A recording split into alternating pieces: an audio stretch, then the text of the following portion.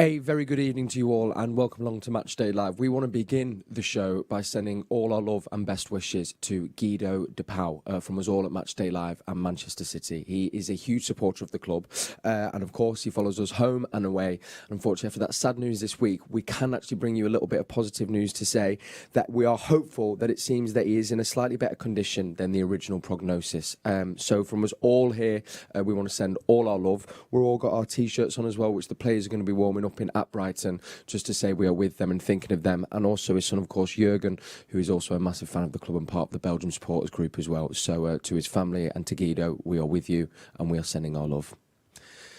So, team news, let's get into it straight away for our 5:30 game against Brighton. And joining me in the studio, Paul Dickov and Michael Brown. Here is our starting 11. In net, Ederson. A back four consisting of Kyle Walker, Ruben Diaz, Aymeric Laporte and João Cancelo. Rodrigo holding with, we think, Ilkay Gundogan and Bernardo Silva. And a forward three consisting of Gabriel Jesus, Phil Foden and Jack Grealish. On our bench, we've got Zach Stefan, John Stones, Nathan Ake, Oleg Zinchenko, Kevin De Bruyne, Fernandinho, Riyad Mahrez, Samadozi and Cole Palmer. Gents, a very good afternoon. Always great to be with you in the studio. Mike, we'll begin with you. What are your first impressions of that starting 11?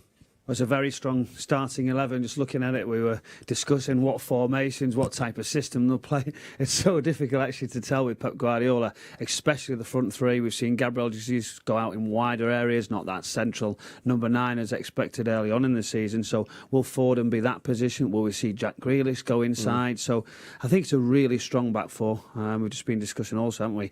John Stones unlucky to miss out, but it just tells you how good that back four are going so far. Yeah, it's quite interesting. I mean, Laporte seems to have kind of almost done what John Stones was doing at the start of last season, where he just seems to be putting in performances that makes him hard to drop, I guess, at the moment for Pep. Nothing that John Stones is doing wrong, I guess. No, John's probably unfortunate that he picked up a couple of injuries earlier on in the season, and to be fair to Laporte, he missed out a lot last year because of the form of John Stones.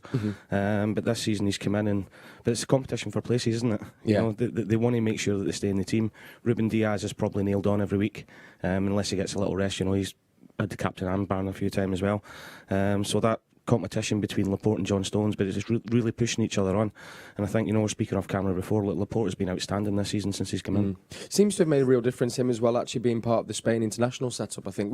Can that help players, do you think, Mike? I don't know for yourselves when you were playing as well. If you're feeling part of an international team and getting that kind of constant game at game time, it makes a difference. I think that's what you just said, isn't it? Game time is key. Yeah. Once you get into a run of games, he missed so many games for Manchester City, then he's come back in, he's playing week in, week out, playing international games, and he'll be really playing with confidence when the team are playing as well as they are as well, getting results, and we've seen in the Champions League, and it'll just give him full confidence, and it's just a real good mix. He's also under a bit of pressure behind him, looking over his shoulder, thinking, do I keep this position? What's in his favour as well is that being that left-sided centre-back. Nathan Ake as well can step in if needed to something different for the balance for the side. But it's a real strong squad. Players are playing well, and it's a real tough game and interesting one. We've just seen him there coming in, actually. Well, two players that I think have had the most minutes in a Manchester City shirt this season. Of course, João Cancelo and Bernardo Silva. You were just saying there, Paul. How great has he been this year? He's gone under the radar, Bernardo, outside the club. His performances have been absolutely outstanding since the start of the season. And it's credit to him and his attitude. There was little rumours about him maybe leaving in the summer, which I'm delighted that he didn't. But he's picked up his game to another level, probably better than what he was a couple of seasons ago. Yeah, Paul, he'd be someone you'd really enjoy playing with, wouldn't you? I love watching him. I love watching him. The energy that he's got. He does it more or less with a smile on his face all the time, and he's just got fantastic ability. But people look at him and think, because he buzzes around everywhere, they talk about his work rate, but his touch and the ability that he's got in the ball is fantastic. And one minute he's getting the ball off the back four, the next minute he's up supporting the front three, and the energy he's got and how Pep wants to play is crucial for the team. I think that certainly helps, and as you said, it's not just the energy on the ball, off the ball, his recovery runs, his sliding tackles, he seems to be everywhere, and his ability, after actually running so much and tackling and working for the team, you don't often see the quality he delivers on the ball because you're obviously a little bit more fatigued doing that type of work. But with him, he seems to be right at the top of his game. We've seen it, didn't we? We've seen it when he come in for that long run. Really impressed with him. fell away slightly, didn't play so much, and possibly that's why he's looking and thinking is the rumours that he might want to go and play week in, week out somewhere else. But certainly as he's doing well now, and he no wonder he's getting picked every single game. I think it says it all that he's played the most minutes alongside Cancelo. Because Pep, especially in the middle of the park, he does like to rotate with the amount of players we've got, but the fact that he's starting more or less every game tells you how good he's been. No, we've kind of got Rodri there behind him as well, but Michael Fusel, being a centre midfielder, it's not usual, I think, to see a player maybe of his stature and physicality to be able to kind of, be a boss in the centre of midfield, particularly in the hardest league, which is the Premier League. Yet he seems to do it, and, I'm just kind of thinking for any young players out there, who maybe think you have to be maybe a stature of Rodri, you can actually be the size of Bernardo and be just as influential and have just as big an impact. Well, you look at different players. Yeah, you can affect the game in different ways. Rodri's still learning that role as a holding player. Fernandinho being the expert.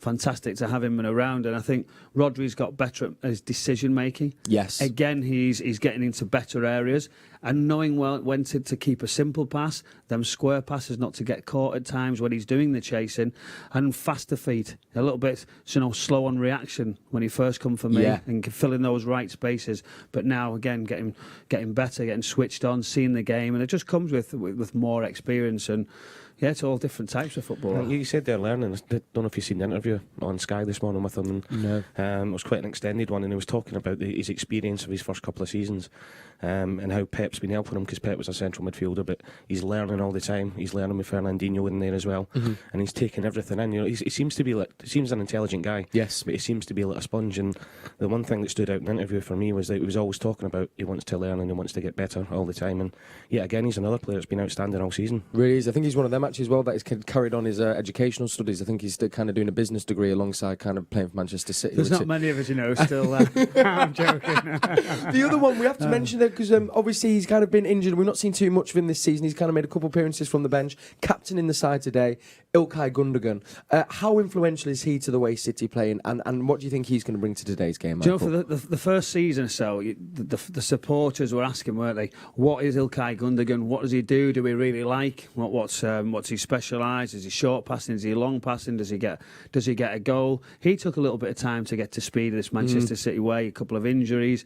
But Pep Guardiola, I think him and Pep Guardiola really understand each other. I think that's one sort of friendship, relationship that I've got on, and it's been a miss so far. And it's great to have him back. The goals he got, just recently, fabulous, going in late runs into the box. So it's been a great addition. He's like kind of new player. You've missed him so much. I think the other conversation to have, and we were trying to work out before, is who does play in that false nine position. I mean, you'd think maybe Jesus, but we know he's kind of said he wants to adopt more of the winging role. So would you say... Kel, you seem to know. You thought you'd guessed it right, well, didn't I feel like... Well, no, I mean, who's your preference, I guess, to you both? Would you say Phil Foden or Jack Grealish down the middle? Because they both played in that false nine position this season. I think in recent form, Phil Foden, he's been outstanding in there. And, he can run in behind if needed, but, we've seen in recent weeks that when he drops deep, he's got the vision to put the passes in. We've seen it with him and Cancelo the other night there. And when he does drop deep, you'll see Grealish, you'll see Gabriel Jesus coming in off the line and getting in there. But it could be anyone, but Bernardo could play there. Yeah, for all we know. Jack, Grealish could come inside. There's three or four of them that could go in there. But that's what causes defences problems, because at any point in the game, it could be any one of four players that's in there. One thing that's guaranteed is that there won't just be one player that'll be playing as that false nine throughout the game. They'll be rotating all the way through. There, isn't it? And I think it depends as well how they feel Brighton are going to set up. Yes. Is there one particular player where they see a weakness, or an area where they might be more advanced down the left-hand side, for instance, where they can just exploit them positions? So that's always key, and I think that's where the backroom staff, the analysts who look into every little bit of detail, that's where there's a little change at times that you don't always see coming with Pep Guardiola. Going back to Ilkay Gundogan, I think that's one of the reasons he's playing today as well, because Brighton do like to press high up, and they do like to get an overload in that midfield area. I know Kevin probably needs a little bit of a rest, because he was injured, then came back in with a lot of games. But I think Ilkay in there today, we probably might see him defensively playing a little bit deeper with Rodri in there, just to stop that threat of the rotation in the Brighton midfield and the overload that they try and get. Yeah. Okay, well, we can actually hear from Phil Foden. Here he is speaking ahead of the game, the man of the moment, I think, and has been in exquisite form. Here he is speaking ahead of our game against Brighton. Well, Phil, firstly, your memories of the game here in May, because it was a really tough one. You got a great goal personally, but obviously for the team it didn't work out.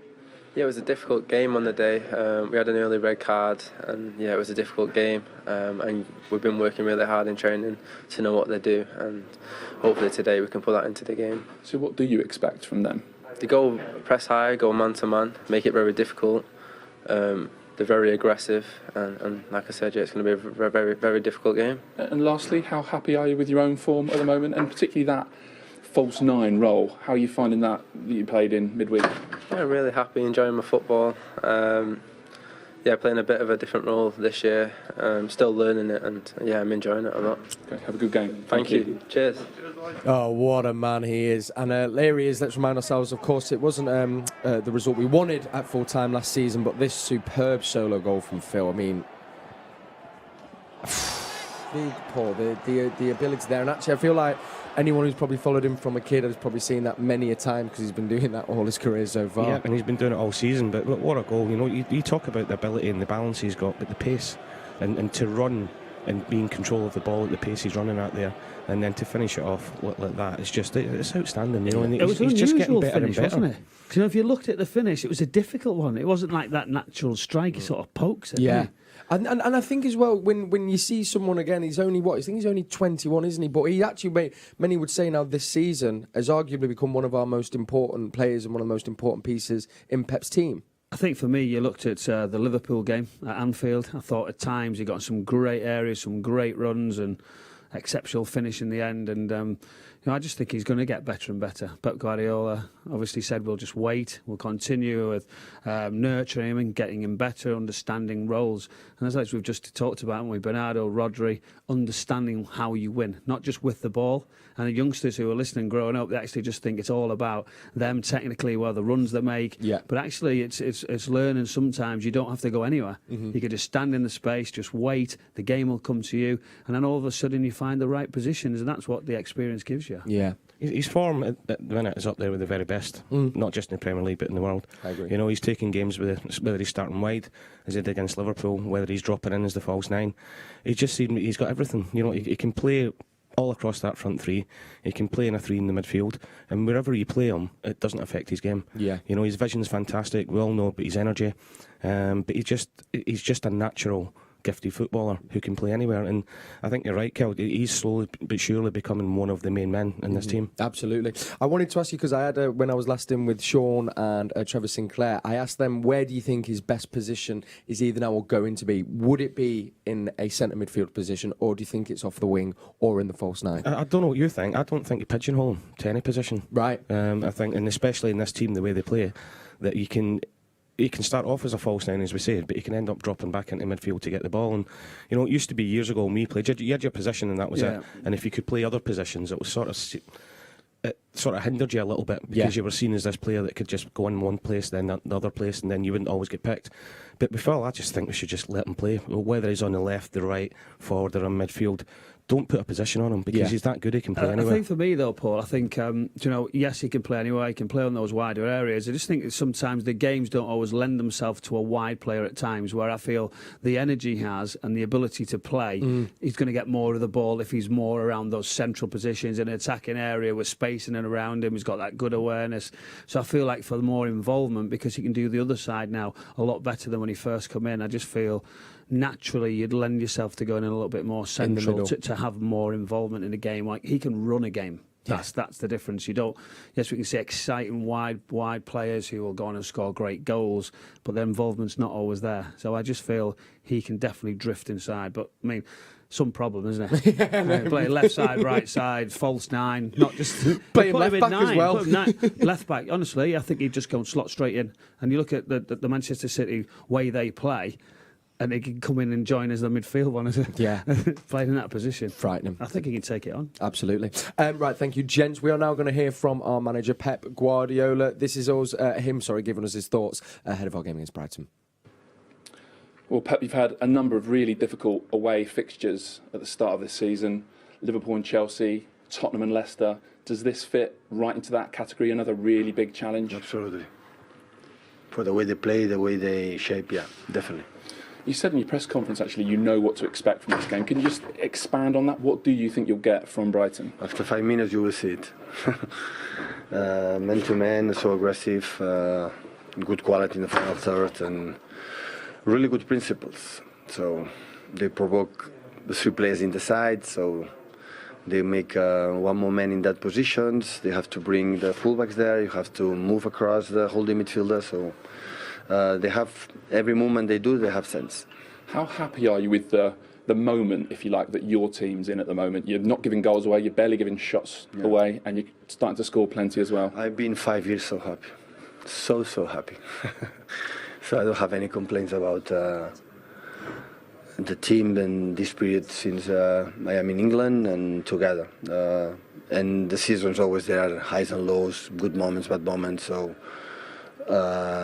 our game, for example, in Bruges was exceptional, and Burnley was not perfect, so it's normal. So many games. If these guys would have one game a week, we will be a better team. But we play every 3 days, 4 days, 3 days during 11 months, so always you have a little bit up and down. It's important to be consistent and create more than the opponent, concede for the opponent.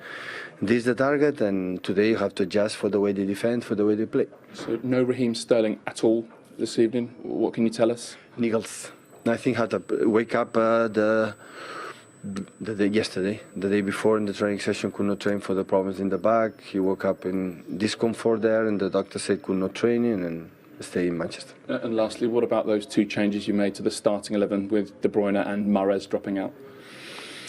Listen, Gabriel Jesus scored a goal in Stamford Bridge, and the day after, or the few days after in Paris, didn't play. So if you tell me, it's because I'm a little bit stupid, maybe. So I wasn't going to say that. I don't know the reason why, but always I take the selection and decision because for many things, mainly try to be everyone involved. I'm not a guy like make 11 players and always play the same. So maybe for the depth squad, for the quality, for how they training, and try to move when it's possible. So it's not a reason never for punishment for something like that, because they try to do every single game the best as they can. Thank you. You're very welcome. Cheers. Thank you. So that is Pep Guardiola there speaking ahead of our game against Brighton. Of course, that was one name probably you all noticed was missing Raheem Sterling, so just a slight niggle there. We kind of talk about it all the time, Paul, but it must be such a headache for Pep to try and choose his starting 11 each week, and obviously he's going to cost some players in certain weeks and other players in another week. Yeah, but look, the players have got to buy into it. They know that whether they're at the club already or whether they're getting signed, that there's going to be competition for places. When you're competing like Man City do for 4 trophies every single season, you need to use your squad, and after a brilliant performance the other night there, Riyad got his goals, Kevin back in there as well, scoring last week. But it's also nice for them to get a little rest, and good for the players to come in just to freshen it up a little bit. Do you know what's funny, saying about a little rest? If it was myself or Paul, no chance. We do not want to rest any time. Let's keep going, let's keep running, Hang on a minute, mate. We wouldn't get anywhere near that team. I'm still on about a rest though, the scenario. And the question I was actually just going to say, do you think that's why a couple of players have been linked away from the club? Like say because they can't handle not playing, or they look over, because not everyone can do that. Yeah. To not be that first choice, and it's difficult psychologically. You've been in the dressing room, and you're not playing, and then it happens again, then you're back in. I think a turn. Some people just say, "I just want to play." Yeah, but I think players' mentality has changed a little from when we played as well. He's right. I would never wanted to get rested. You didn't either. But I think the way the game is now, when they come into the environment, especially with a squad like Manchester City, they're probably expecting to be left out for maybe 6, 7, 8 games a season. Yeah, they're probably in their head already. They probably know that.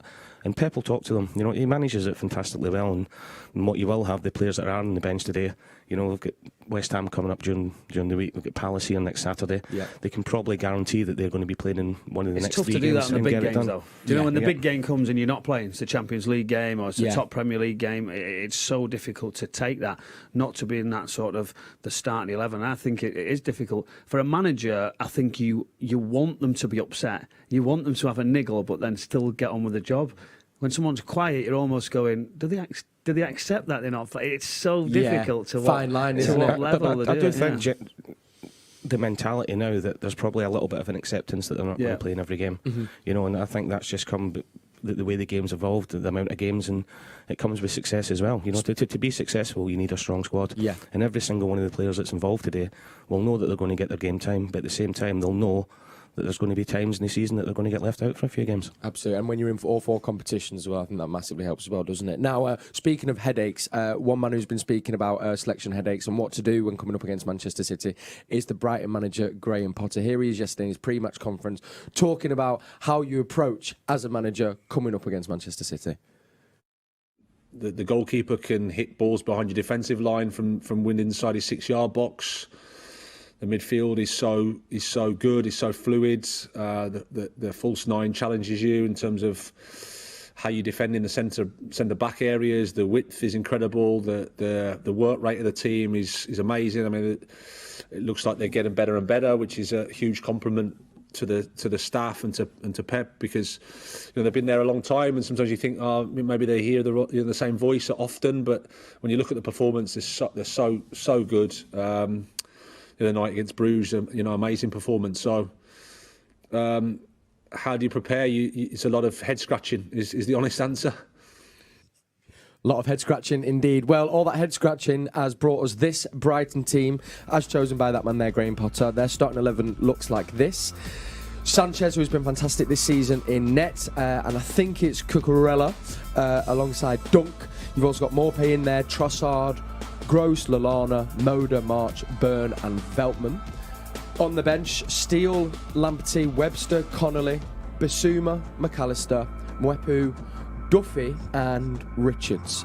Jens, the biggest name that jumped out to me there was Duffy. He's been in great form, also bags a few goals for Brighton. What do you think the thinking is there from Graham Potter to have put him on the bench? It's amazing, isn't it, when you've had success, you're towards the top of the Premier League playing a back three, and you change against Manchester City. Most sides have actually done better playing that back three, that back five, to try and stop Manchester City getting in behind in some good areas.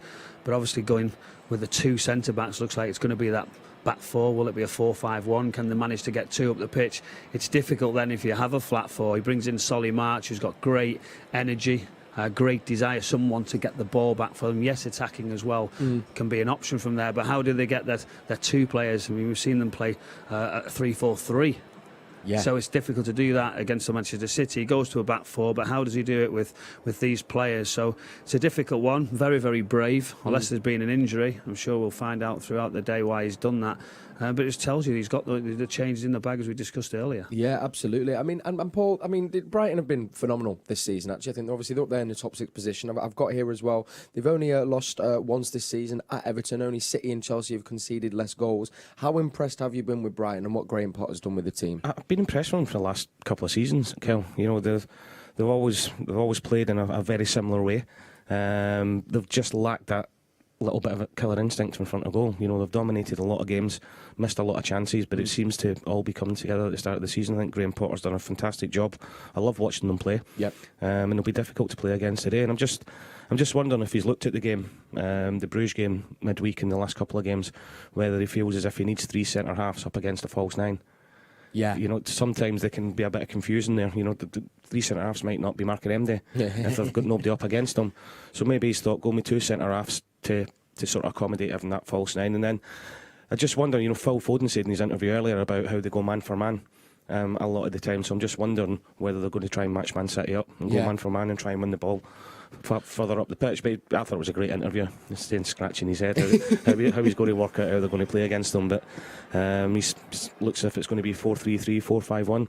So whether they are going to try and match Man City up, but it's a dangerous game. They'll have a go. They'll press. They'll try and put them on the back foot, Manchester City. That's what they'll try and do, and full credit to them. And they can adapt within their system. So, listen, we know it's about Manchester City. Control the possession early on, be brave, take the ball, and then it doesn't matter what system they have. I would just like to say as well, final word just for myself, because as well, if you remember Graham Potter's Swansea team, it was that great game where actually they went 2-0 up at half-time, we came back and won 3-2. For me, Graham Potter, arguably one of the best English managers, do you think, in football? Well, he's certainly the bravest when he does things like that, and he gets the rewards, and he's got his job. Obviously, at times in the season last year, you're thinking, are they going to be in that relegation trouble? That's a couple of seasons for them down the bottom. And the way they're playing, rolling out from the back still, and the players they've got, you wondered, could they do what Graham Potter wanted them to do? They've got better at it, a couple of additions, and a good start will give them confidence. And I think something that's changed for me is they've been behind in games this season, and they've come back, later goals, give him that confidence and belief to keep going on. So listen, they've had the results against Manchester City. They'll feel more confident than ever before. But again, it's Manchester City coming to them. They're going to have to be at their best. Really will. Now, one player who's also been at his best when he's been given his opportunity this year is one young lad from Wythenshawe. Someone said to me before that they're coining a new nickname for him. He's the Wythenshawe Chavy, apparently. Cole Palmer, of course, came on in the middle of the week in our game against Club Brugge and scored that beautiful goal. So well taken. Paul, I know how closely kind of you follow any kind of young players in City's academy, but Cole Palmer in particular, we were speaking about him in pre-season. Just how much are you enjoying watching him play when he's had his moments? Yeah, but I love watching him play. I've loved watching him play for the academy over the last few years, and now to see him in the first team is fantastic. But to just come on the pitch in the Champions League debut, it just shows you how confident he is. That first touch there is fantastic. And then the finish, just so cool. For somebody 19, a lot of players just on the pitch would just lash at that and hope to hit the target. But he's so composed. But then you see the finish here that's like carbon copy. Yeah. When he's outside the box, and he's done that time and time again when he gets on his similar, left isn't foot. it? Yeah. Again, that he knows. So you open the face. Same. So he uses the defender just to get his body there, and just whizzes the ball around with the instep. He obviously feels very, very comfortable doing that. But myself and Paul were sat doing that game. We were saying which players we were looking forward to see on the night. It was Cole Palmer. Yeah. He was someone I wanted to see. We got to see a little glimpse of him late on, didn't we? He come on and scored that goal, and fabulous to get him started, give him more confidence. He's come for all of the sides that he's playing for, isn't he? And to still be going to play for the EDS after a Premier League game tells you everything about his attitude, his desire. Senior players gaining respect with them. We've seen Raheem Sterling coming out. We've seen Kyle Walker doing interviews about him and telling him just to keep playing, keep concentrating, keep working hard, and he's getting better and better. Pep said he's still not with them, i.e. he's not a full first team player. He still has to keep his feet on the ground. I love that. He said he's still an academy player. Yeah. An EDS player. And I love that because he was saying how good he was, how instinctive he is in front of goal, how calm, and he built him up, and he said, but he's still an EDS player at the minute. So it's keeping him on the toes. Yeah, absolutely. That's it. Absolutely. But he's a super talent. He picks up a supernatural talent. He picks up some fantastic positions. He likes finding little pockets, and he likes taking the ball in tight spaces when people are up against him. And he's just going to get better and better. But it's about trusting the process again. It is definitely with the players. Like Phil Foden, bringing them through. The different players. Yep. But probably Cole's at a stage now where Phil was 2 years ago, where he's on the bench, he's getting game time, he's not in the squad all the time, but you've got to trust the process. And I think for all the younger players, I think Phil Foden's a benchmark about how he handled himself and how the club handled him. Tough one to follow, isn't it? But as in the attitude, as in staying in and around the club, not pushing to get away and loan, not trying to...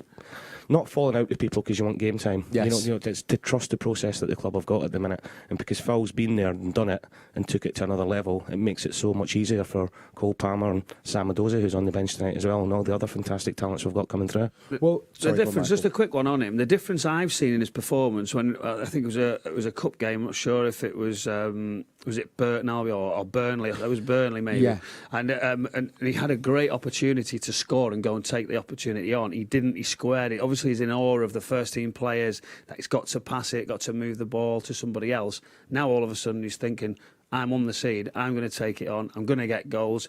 He's upright more, isn't he? Yes. He wants to go and try and take it on. Confidence. I think straight away. That's now that we're going to see a different side. He'll be sitting in the changing room now thinking, I'm going to score if I got on today. Yeah. And I think that's the difference from you going back to that Burnley game that you're talking about.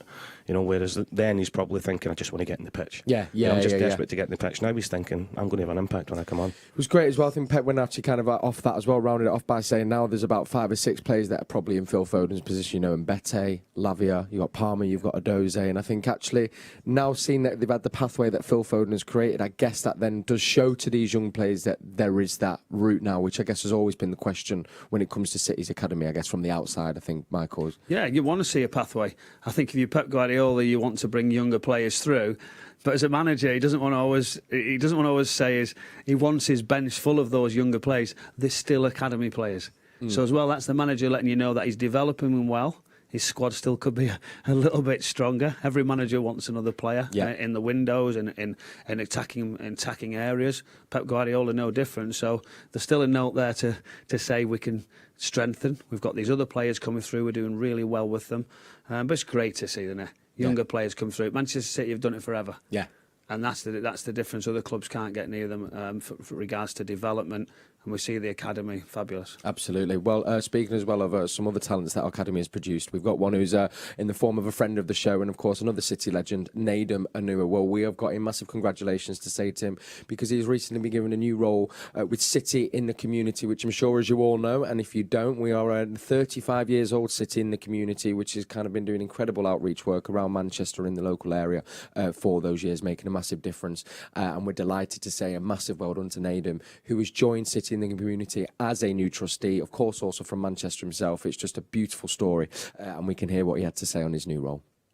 I'm absolutely ecstatic, to be honest. I think given sort of my journey as a person, as a player and so on, and having seen the City and community stuff from way back when to see where it is now, I think for somebody to reach out to me and say, we'd like to have you on board because we think you can do this and we think you can do that, it's perfect. Like, Manchester is home to me. City is my club, and to see the influence that they've had in the community already over the years, and to see what their ambitions are, to be asked to sort of try and help that go to the next level again, like, it suits my personality, and they want me there, so it's absolutely fantastic.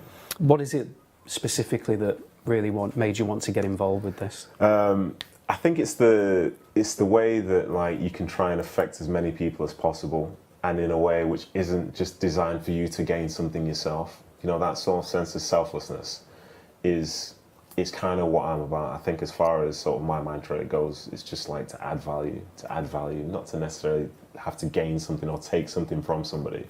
Like, I'm more of a giver. I like to sort of take in people's surroundings, take in people just as people in general, and see how you can bring something to them to make them feel happier. Because, you know, when everybody is happy or everyone's feeling positive, you know, you can have some great experiences in life. And I think the way that charity works, they definitely do a lot of that. And they understand that not everybody's going through the best of times at any particular moment. So to be asked to be on board there and to see how we can try and affect people in a positive manner, like that suits me more than anything. It really does, and honestly, we couldn't think of anyone more deserving. That is just an absolute testament, I think, to Nedum, who he is as a person and his character, and I don't think we can speak highly enough about him. And also the project itself, which I'm sure, gents, you know, you'll have all kind of done as well a little bit in your time. It is so important, isn't it, the community work that City and the community has done and will continue to do, Paul? Yeah, well, they're the best, you know, in 35 years, and they just keep getting better and better and better. And I've been fortunate enough to do a lot of stuff.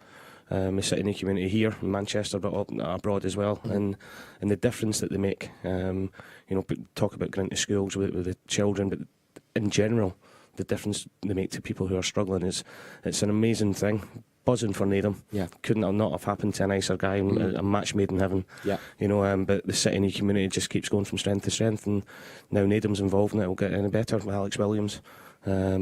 You know, Mike Geary, who's come in and took over. So they're a fantastic team, and as I said, the fantastic things that they're doing, not just in Manchester but all over the world, is fantastic to see. Another name you mentioned there, Michael, I know you kind of wanted to say about Alex Williams. Now, if anyone's had a chance probably to come down to the Etihad or been here, you've probably at some point seen Alex Williams walking around. He's kind of synonymous with the Etihad, I think, isn't he? He is, and that smile, he introduces himself to everybody he comes across when you're in any of the lounges, walking anywhere around the stadium, outside, inside, wherever you meet him. Alex Williams, how can I help you? Having a nice day.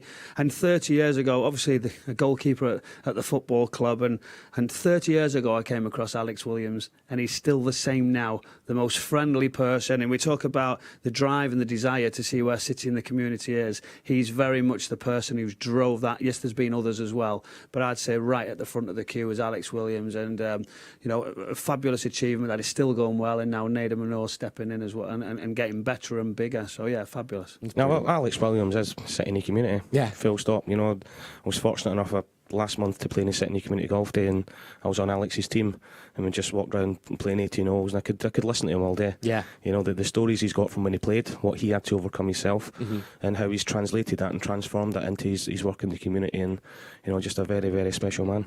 Who won the round? Me. Hey. he took, because he's not a giver.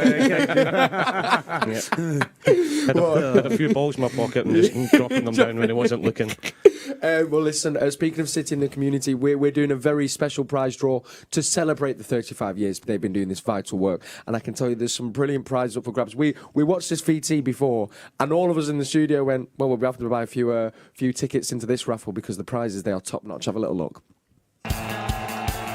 CITC is turning 35.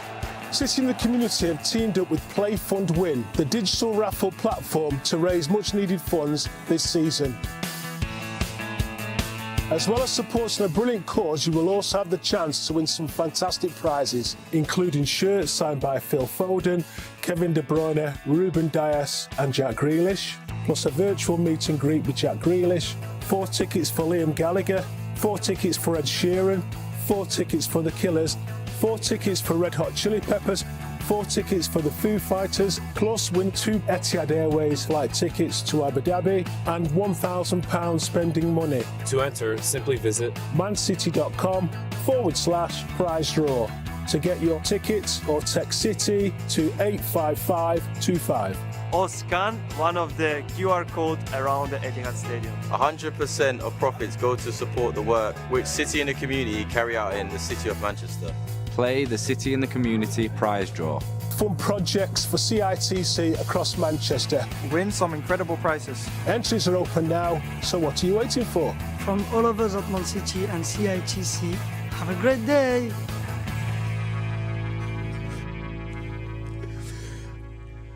If I ever need cheering up, I just want to have that played. Just Riyad Mahrez telling us all to have a great day. I think that is magic. But listen, every penny raised from this is going to go straight into the City in the Community project. It's £5 for an entry, and it closes on the 31st of October. So please do get involved with that. Now, that's 35 years in the making, City in the Community. 10 years ago this day, and 2 weeks we've got the fixture again, there was an infamous derby that took place at Old Trafford. I don't think I need to say much more than that, other than the scoreline finished as 6-1. It should have been 10. First of all, do you remember where you were watching that game, where you were? I actually was thinking it was Graham who actually said to us, the producer of the show actually said I was at Leeds United, started looking back to seeing where I was, where the fixture was that weekend, and literally I think I watched it in a pub actually with a pal, and I remember celebrating in such a big way. It was just an amazing, it was almost like you were shocked that it kept coming and coming, more goals, and so Alex Ferguson actually saying we just felt we were too open, we wanted to go back and attack, and it could have been even worse, couldn't it, as we all know. So it was just a wonderful performance, iconic. Should have been 10, as the chant goes. And Paul, where were you watching? And as well, I guess it really did kind of signify actually the real shift, actually, that the noisy neighbours had finally kind of taken control of Manchester and have done since. Yeah, just an amazing day. Changing of the guard. Yeah. And I watched it at home with boys, and I always remember when it went to 3-0, and obviously United were down to 10 men, and then Darren Fletcher scored to make it 3-1, and that typical City thing comes back into you, and you think, oh no. But then the standout moment for me, and one of the standout moments from him in a City shirt, was that David Silva pass. Oh, every time I think about it, it's just, and not a lot got made of that at the time. No, you know, it was just sublime, and then to go and win 6-1, and just absolutely fantastic. And hearing Sir Alex afterwards talking about conceding the goals and how goal difference could have been so important, and we gone and won the league probably down to the goal difference that day, in the very last day of the season. So just brilliant, getting little goosebumps, and it does. Just thinking about it, because you know the amount of times back in our day when we were getting battered every time we played United, you know, and to see us going there at their place and absolutely giving them a footballing lesson and scoring 6 goals was just unbelievable. It was magic. You could say that again, Kel, as well, if you want. And since that day, we have taken over control of Manchester. Right, okay. Still to the day. They haven't done anything. Yeah, I love it. You can get that in again. Well, if we really want to look at how many trophies and titles that we've won in the time, I think, what have United done? 1? Have they? Is anyone going to tell me any more than 1? There we go. 1 Premier League, that's about it in the last 10 years. So there we go, says it all. Tell you what else says it all, Mario Balotelli. And we had a great interview with, of course, another iconic and very much loved member of staff here, Chappie, the kit man. He tells us about that day and, of course, how it came about, that infamous moment with that iconic shirt. It was just the perfect thing, the perfect time for that perfect individual. So Balotelli! Is Balotelli? Can he score? He does!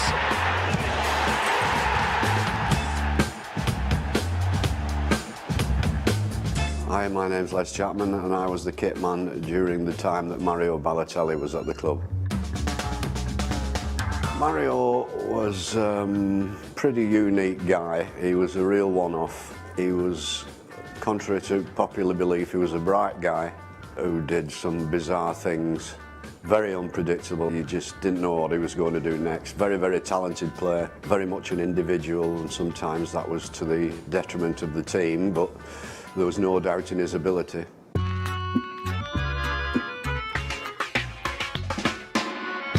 A lot of players at that time wore compression shirts, especially when the weather was cold, and a lot of the times they asked me to print things on them, whether it was family birthday or things like that. And the particular week was the Monday before the Manchester United derby at the weekend at Old Trafford.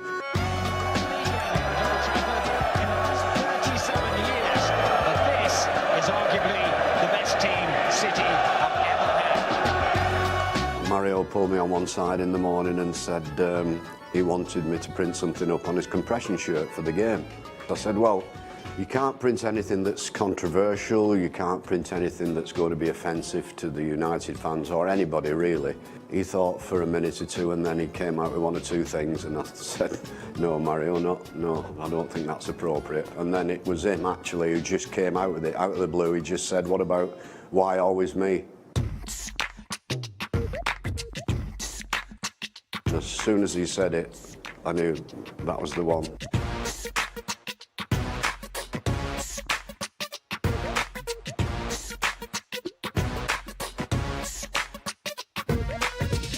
So the game day, the game itself, I'm in the dressing room, obviously, supplying all the players with whatever they need.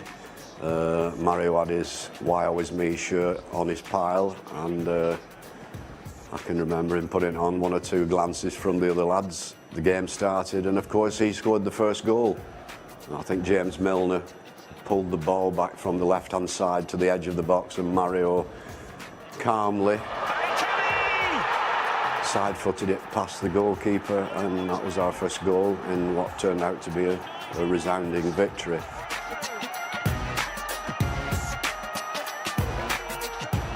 But the problem, he lifted his shirt above his head, which in the eyes of the referees is not correct, so he got booked. If he'd have just lifted it up to his chin, he would have been fine, but the reason he got booked was... But I did tell Mario before the game just to lift it chin height and not above his head, but of course, Mario being Mario.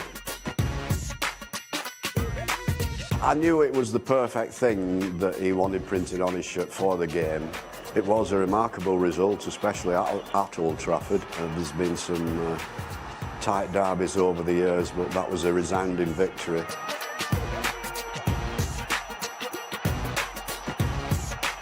That particular result and that particular Why Always Me incident resounded across the world in 24 hours. Just iconic. And that finish, it's some finish, isn't it, to open the scoring, wasn't it? It was brilliant as well. And he just literally, he's just nonchalant, just passed it to the corner. He thinks he's got a chance, and the way he just stood there with that aura, then he lifted it over his top. Remarkable. I think something happened up to the lead up to the game as well, with the fire brigade call to his house just before that. Fireworks in the bathroom. As you do. Yeah, just as you do. Normal afternoon for Mario Balotelli. Why always me? Well, the fire brigade were at your house yesterday and you were letting fireworks off. Yeah. So he obviously planned the fireworks and the T-shirt before he did it, and it was so fitting that the game went on to have the result after it. Yeah. You know, looking back there now at the clips. Iconic moment. Yeah. Iconic moment for the City fans. That moment is something the City fans will never ever forget. And you know, talking before about David Silva's pass, what about his involvement in the goals we just seen there? I know. Twisting and turning, putting James Milner in to square it across. Great memories. It really is. I just love watching any David Silva moments in a City shirt. I mean, look at this. Sorry. That's got to be one of the best passes in the Premier League era, surely. Up there. It's the touch as well. Yeah. You know, the ball's coming in there and he's just... he knows what he's doing before that ball's coming. He sees him already, doesn't he? And then to flick it up and execute that volley and the weight of pass straight into Zeko's thing, it's just fantastic. The pictures, I think there'll be a few City supporters now will be actually buzzing, aren't they? Oh, they really won. You know what? El Mago, the magician, best player I've seen in a City shirt. Just loved watching him play anytime. And you can actually watch the entire game of Manchester United losing 6-1 at Old Trafford to Manchester City on City Plus. So if you want to go back and relive that moment, get on City Plus and you can watch it on there. Remember as well, there's a whole other great lot of stories and different content that we put together here at Manchester City. I just quick word as well. You'd had a slight heads up from Chappie that there was a T-shirt, didn't you? Which I thought was quite cool. Yeah, look, Chappie's a legend. Always kept in touch with him, even though I still do now. But I asked him what had been going on this week, what he was up to, and he was just saying, Mario's just asked me to print a shirt for him. And I was going, go on then, tell me what is it. He said, no, I can't. I said, even the players don't know at the minute. Wow. So, and I think the players only actually seen it, as Chappie said there, when he laid the stuff out in the changing room. What would you have thought if you were in the changing room? If you seen one of the players pulling that on, what would you have thought? Would you? I think you were always looking for other stuff and what would players do. But with him, and for Chappie to say, and Les Chapman, by the way, when I first joined, he was the reserve manager. What a player he was, and he went on at the club for many, many years to be kit man. He's got millions of stories, knew everybody about the football club, and great guy. It's great to see him doing what he's doing there, and just for him to say that Balotelli was different, unpredictable. That tells you what he was like, because Chappie was very unpredictable. Really, yeah. Oh, he's crackers, absolute crackers, and still is to this day. Brilliant. And for him to actually tell Mario that there was stuff that he couldn't put says a lot as well. Trust me on that one. Because Chappie, brilliant guy, but was absolutely off his head. One of the funniest man I've ever met in football. We'll have to get him on Matchday Live, actually, and see if let's see if we can get Chappie in the studio. I think that'd be great. I'd love it. Okay, well, listen. If you've got your fond memories, maybe you remember there was a funny story from you watching the game. Maybe you were surrounded by United fans like I was when you watched it. Let us know your memories and feelings around, of course, that iconic game and that real turning point for us. You can just drop us a message on WhatsApp, and then we'll be reading through them maybe a little bit before the end of the show, and then half time and full time. It's also the way that you can put your questions to our guests. So maybe if you've got a question around the team or for any of their playing time memories, in their career, great way for you to speak to them. So just drop us a little message on the WhatsApp, and we'll put them to our guests a little bit later on in the show. Now, we've been doing this for the last few weeks on Matchday Live, of course, talking about Ballon d'Or nominations. Manchester City, incredibly, I think 3 key players in there. Phil Foden, which I think is amazing, in the 30-man shortlist. Kevin De Bruyne and Riyad Mahrez is who we are focusing on today. With Riyad, Paul, again, one of those, I think he kind of first season needed that kind of bedding in time, and then really just seems to have gone on from strength to strength since that first season for us. Yeah, he's been outstanding, and so I think especially second half of last season. That the run we went on. I know everybody was talking about Ilkay being fantastic when Kevin was out in that spell last season, but Riyad really stepped up to the plate as well. He's mixed up his game. He's working. He's realised, maybe it took him a little bit of time to realise what it took to play in a Manchester City team. Leicester, I wouldn't say he was a luxury player, but he wasn't asked to work as hard. He had players in and around him that would do the hard work for him, which allowed him to get in the ball, and he's had to adapt to that since he came here, and did take him a little time to settle, but it's going to. But then since then he's just went from strength to strength, and one of the major main reasons that we got to the Champions League final, especially in the latter stages, was the former Riyad Mahrez and his assists and his goals, and he's continued that this season. Yeah.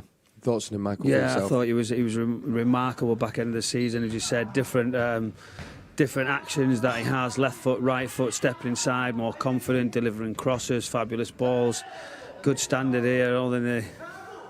I hope they're keeping it clean, no swear words, because it gets a little bit heated, and he'll be under pressure reffing that type of game in the dressing room. You can always see that. But wonderful player. I think he's. From that sort of luxury wide player, I think he's become more of a mature, demanding player, what he expects from people in around him when he doesn't get the ball, what he wants, and he'll be quite vocal when he doesn't get it. So I think he's still got a little bit of improvement in his all-round game, which is hard to even say that, isn't it? Possibly, as you said, defensively at times, of where to go and do that. And is that why Pep Guardiola doesn't always use him, going back over at times? Or I don't know, but I think his ability and confidence on the ball now is there for all to see. He's got one of the best first touches in world football. Took the words right out of my mouth. Great minds, mate. Do you know what I mean? We switch the play and it's coming to him. It's just he's got Velcro stuck to his boot half the time. You know what I mean? And going back to the Ballon d'Or, I'm still gutted for many reasons about that Champions League final. Yeah, I know. Well, we were out there, mate, with me. And, but for me, if we'd won that game, we would have had 5 of the nominees that could have won it. Yeah. Which takes it again onto a different level. But you see here, great. But great finish with his opposite foot, and he's mixed that up as well, because he was a little bit predictable, always coming in his left-hand side, always coming in, and he was still so difficult to stop. Now he is mixing it up. I think that's obviously playing on different wings though as well. For a Pep Guardiola side, that you can't go line a lot. You have to come and drive inside to link, to keep it going, and to actually do the crosses. So that in-swinging one they like, but the one where they drive the line. Sort of the outswinging one, Pep Guardiola we don't see that often, do it? Unless it's a Kevin De Bruyne just inside the box and fizz. Yeah. But he's mixed up his game over the last couple of years, and which has turned him into one of the best players that we've got. And finally, looks like we have our penalty taker, because I think he's taken the last 2 or 3 now. So it looks like when he's on the pitch, the responsibility falls to him. And actually, with his record, I think he's the right man for the job, isn't he, Michael? Well, it's sort of looking at me thinking maybe Kevin De Bruyne, or is he going to be the one that takes on these penalty duties? So yeah, it's great things. It's fantastic if you take these penalties, and nobody wants to miss, but that confidence, that calmness, you look very, very comfortable there, didn't you, in this type of game. I would say when the games are getting harder and the pressures are on, that's the only time you're going to see how cool the penalty taker would be. But that was a big moment in the game, because it was 1-0 and we totally dominated Bruges and should have been 3 or 4, and that was just before half time. Yes. So that was really important for lots of reasons that he put that away, but super confident and super cool, great penalty. Absolutely. Well, fingers crossed we might be talking about one of those players winning the Ballon d'Or. I wondered, Kevin De Bruyne's been speaking about that if he gets a vote, it would probably be Lewandowski. Are there any other players that you think possibly could be a winner for you with the Ballon d'Or this year? It's so difficult, isn't it? So I argue with Kevin De Bruyne with that one. I think he's right in the mix for sure. So now, this would be a wonderful thing to see a Manchester City player, wouldn't it? That'd be special. That's another milestone of still the club developing. I think the fact that we've got 5 players, what would you have said that 10 years ago, that Manchester City would have 5 players in the shortlist for the Ballon d'Or, so it's going to happen. Yeah, it'll come. 100% it's going to happen. Phil Foden, I think, is he's got with you on that point. Yeah. Okay, well, if you've just tuned in, thanks for joining us on Matchday Live. My name is Kel Spellman, with me Paul Dickov and Michael Brown. I can bring you our starting 11 for our game against Brighton, which is taking off in just under 9 minutes' time. So our starting 11 looks like this: Ederson in goal. Back 4 of Kyle Walker, Ruben Diaz, Aymeric Laporte and João Cancelo. Rodri holding, we think, with Ilkay Gundogan, who's our captain. He's back in the starting 11 alongside Bernardo Silva. And a forward 3, who knows will play where, of Phil Foden, Jack Grealish and Gabriel Jesus. On the bench, Zach Stefan, John Stones, Nathan Ake, Oli Zinchenko, Kevin De Bruyne, Fernandinho, Riyad Mahrez, Sam Edozie and Cole Palmer. If we think back to last season, I think Phil mentioned it in his interview before, but it was we were quite unlucky last year. Would you think it was a little bit of a fluke that for us, and we shouldn't have anything to worry about too much this time, Michael? I don't think you've got too much to worry about. This is the thing why we all love the Premier League. At times there's results that give other teams confidence. It's as players, when I've played in teams where you've had no right of winning, you go on and win the game, and you think, how have you done that? That desire, that reward you get. So, listen, I think it's again Manchester City showing that consistency, that level of performance that we see, and it will happen. You do lose a football game at this level, and I think teams are getting better. But I see it all Manchester City. They've got to go on and set the game. I think it's a really strong side. Yes. I think he could have, Pep Guardiola, with the games that we've got, Champions League in the week, players being away, he could have done 1 or 2 more, especially with it, with they come in with the cup game in the week. So I feel like there could have been more changes, but it shows you that he wants to go as strong as he can. And with this side, I feel like it should be a comfortable win, hopefully. We'll get your predictions in just a sec, but I guess as well that's also credit to how well Brighton have been doing, and wanted to kind of ask as well, we kind of spoke at the start of the season about who potentially could be top 4, top 6. Has that shifted slightly now where we kind of 9 games into the season, Paul? Wondered for yourself personally? I think over the last few weeks, I think it has. I know Chelsea had a fantastic one today against, I've got to say, an awful Norwich team. Yeah. But for me, a few weeks ago everybody was saying it's Chelsea and Man United. I don't think Man United are anywhere near. I think getting to the top 4, I think they could struggle with that as well. I think it's going to be, especially the standard and the quality of the game at Anfield a couple of weeks ago. I think Manchester City and Liverpool are by far the 2 best teams in the Premier League. City were exceptional the first half, and I think there could have been a totally different outcome if they'd have gone and scored the goals, what the chances and the possession created, and it would have been a different belief around the Premier League. It would have almost gone full sway for me towards Manchester City, but it wasn't to be. It was quite a tight and interesting second half. Chelsea are looking strong, but not always convincing, and it's the one change that we've sort of seen. A Spurs side we sort of expected not to be in and around that sort of top four, but a Manchester United side, with the signings they had, we're talking about the Premier League, the noise from Manchester United supporters and the football clubs saying we've got a great chance, we're here to try and win the Premier League. But that's been the one turning point the last couple of weeks where we've seen a real dip from Manchester United. So you've got to say at this moment in time, they're going to have to move aside. I think the one thing we have got is the strongest Premier League that we've ever seen. Yes. You know, you talk looking at Brighton, fantastic team. I look at teams like, I know they lost last night, Aston Villa, who've spent the Jack Grealish money really well. I look at Everton. Yeah. You know, West Ham. Yeah. You know, there's a lot of teams. There's probably 10 teams that could finish that could finish in the European places, which makes it more difficult. But I do think the Premier League this year will be decided when Liverpool, Chelsea, Manchester City play each other. Yeah. The results, it's going to be that tight, and I think whoever wins the bigger games are going to be the team that's going to be champions, and of course that's going to be Manchester City. Of course it will, and we've done well so far. I mean, the win against Chelsea and then the draw at Anfield as well, it bodes well. Just a couple of messages have already come in on WhatsApp. Teams are in the tunnel there. Love this one. It says, I was watching 6-1 at home. This was from Carl. It was great seeing the swamp empty so quick. It was great. We also had David, who said, love watching the memories of the 6-1 victory over United. I finished an early morning shift at a sports village where I worked and watched with an avid United fan from Mauritius. He was so confident they would win, but was storming out the room by our 5th goal, and he didn't see the 6th. So thank you for that, David. Listen, get those WhatsApp questions into us. We'll put them to our guests at half-time and at full-time. Last thing, quickly, gents, teams are in the tunnel. Predictions. So, Paul, I'll go with you. 3-0, Manchester City. Lovely. Michael? Why did he go to him first? Why did you do that? I was thinking 3-1, 3-1, 3-0, and I was sort of looking at the back four, and I think I'm hoping there's a clean sheet. Yeah. I think that'll really please Pep Guardiola. A win for sure, that's all what we want. So I'm going to have to change, Anna. I'm going to have to say 4-0, Paul. 4-0. That'll keep Diaz happy as well. I'll take that. I'll take that as well. Okay, Alistair Mann has got the commentary for us, so we're going to hand over to him. Remember, come back to Matchday Live at half-time and at full-time. Thank you for watching. Grab a brew. Come on, City.